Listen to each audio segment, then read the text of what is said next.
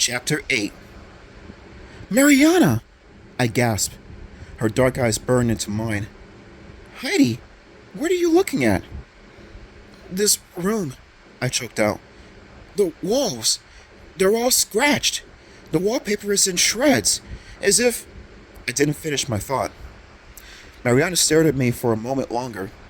Then she turned her eyes away. George did that, she said softly. Huh? George? Our cat.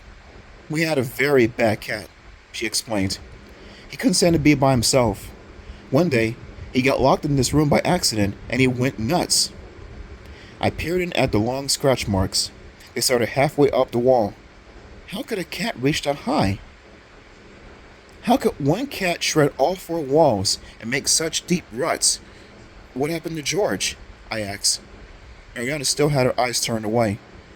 Dad had to put the poor guy to sleep, she replied.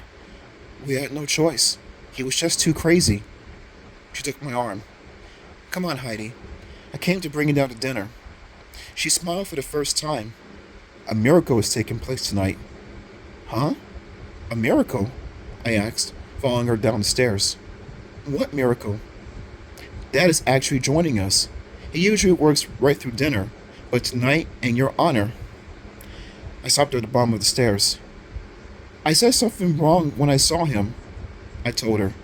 I think I got him angry at me. She raised her dark eyebrows. Angry? Dad? I nodded. I met a boy at the bus station. His name was Aaron Freitas. Do you know him? Mariana nodded. He goes to my school. I glanced around the room to make sure Uncle Jekyll wasn't around. Aaron told me a weird story, I whispered to Mariana. A very frightening story about a beast that's been attacking the village. Mariana gasped and squeezed my arm. Her hand was suddenly ice cold. You mentioned that to my dad? I nodded. And then he freaked out. He's very sensitive about that, Mariana whispered. Don't worry. He wasn't angry at you. He gets angry at the villagers. They give him a lot of trouble about his work. He says to make up stories because they're ignorant. So Aaron's story isn't true? I asked. She made a face. Of course not. She let go of my arm and led the way to the dinner dining room. Outside the front window, I saw a bright half moon rising over the bare trees. The tree branches bent and swayed. Wind rattled the old window panes. The dining room was bright and cheerful. A crystal chandelier sent sparkling light down over the long white tablecloth table. Uncle Jekyll was already seated at the head of the table. He had removed his lab coat. He wore a blue denim work shirt over khakis. His thick white hair had been slicked down. He smiled as Mariana and I entered the room. Then he motioned with his big hands for us to take our seats across from each other. Where were you? Heidi, I hope you didn't get lost. No, Mariana's a good guide, I said. But this house would be easy to get lost in, I added. He patted my hand. Don't worry. You'll learn your way quickly around here. Sylvia brought in steaming bowls of chowder. This is real New England clam chowder, Uncle Jekyll said, lowering his head to the bowl and inhaling the steam. Look at all those clams. Bet you didn't have chowder like this in Springfield. I laughed. No, our chowder came from a can. My uncle's good mood. The bright, sparkly room and the wonderful aroma of the creamy, thick chowder were helping me to cheer me up. We had a very pleasant dinner. Uncle Jekyll did most of the talking. Mariana ate silently and only spoke when asked a question. But I was beginning to feel more comfortable, a lot more welcome.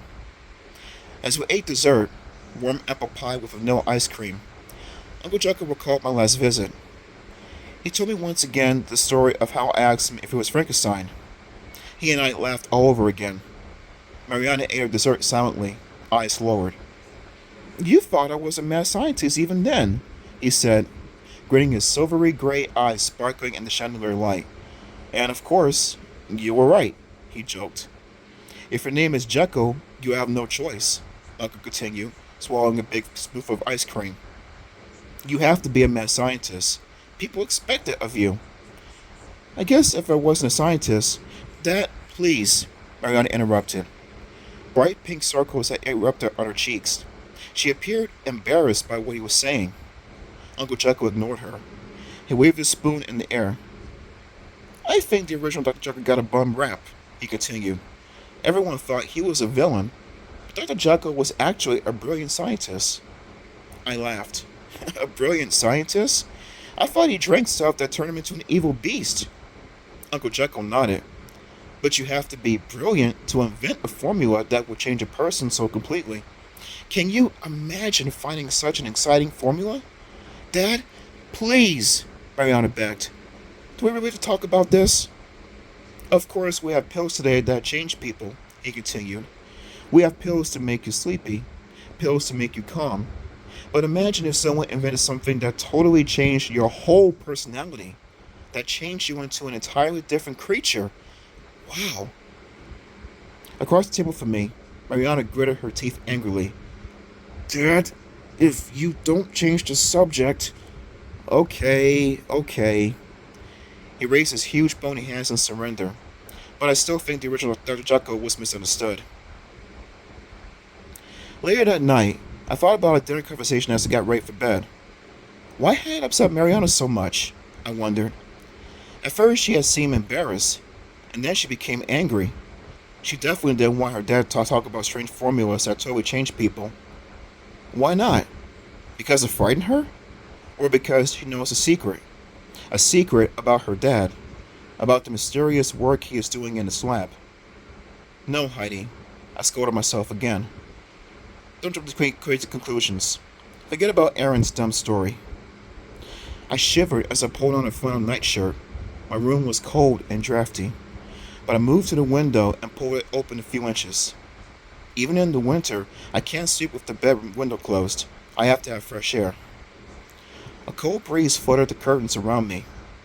I backed away from them, turned off the lamp on my bed table, and climbed under the heavy quilt on my bed. My first night in my new room. The sheets felt scratchy, and the heavy quilt smelled of mothballs. Shivering, I pulled the quilt up to my chin and waited to warm up. Silvery moonlight washed through the window. The curtains fluttered softly. I shut my eyes and tried to clear my mind. So much had happened to me. So many changes. So much to think about. I knew it would take me a long time to fall asleep. No matter how hard I tried, I couldn't shut off my mind. The faces of my friends back in Springfield floated in front of me.